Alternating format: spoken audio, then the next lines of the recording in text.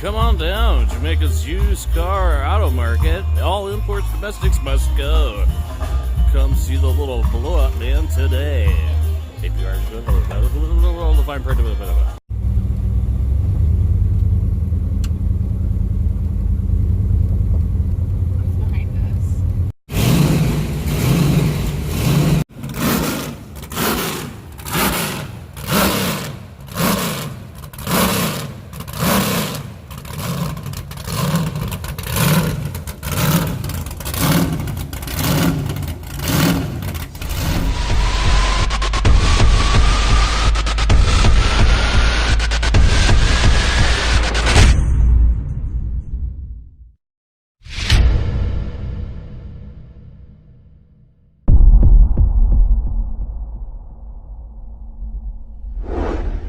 Okay, let's talk about some tips about powder coating mod motor front timing covers.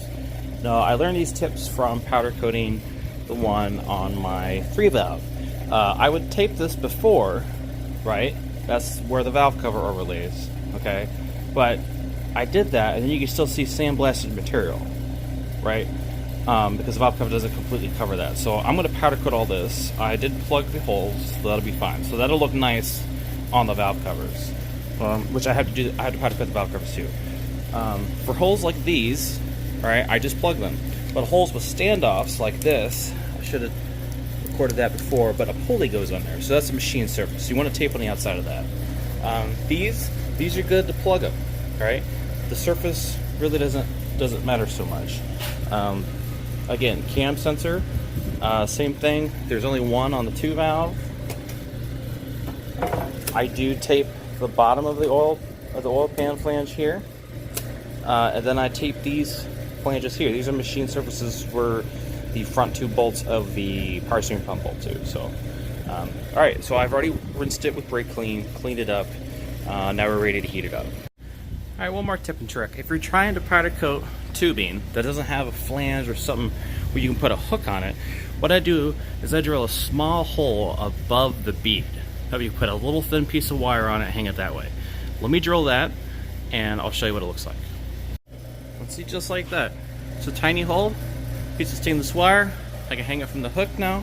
Now I have free room to clean it and prep it for powder. So, and you put it on this side of the bead, all right, because it's going to seal on this side. So that's not going to cause a problem. I've done this several times, and it hasn't been an issue. So. Alright, let's do the rest of them. Alright, so we have everything. So the holes drilled, pipes are hung, timing covers hung. Now it's time to heat up.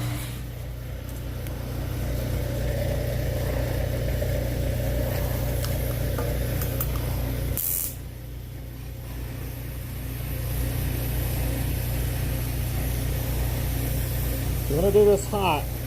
Get in all the corners first. See what I'm doing there? If you do it cold, it won't stick. Alright, I gotta put the phone down. I can't do both at the same time. Alright, I'll be right back. Alright, so that's just the gray. If you do it hot, it gets in all the corners. You want to spray in there good. If you do it cold, it won't stick. And that's another tip I learned when I did mine on my 3-valve. Is it would not stick to cold aluminum. You gotta heat it up. So see how I got everything in there? It's gonna look good. Now I gotta put it back in the oven, let it bake some more, and then we're gonna put clear coat on it.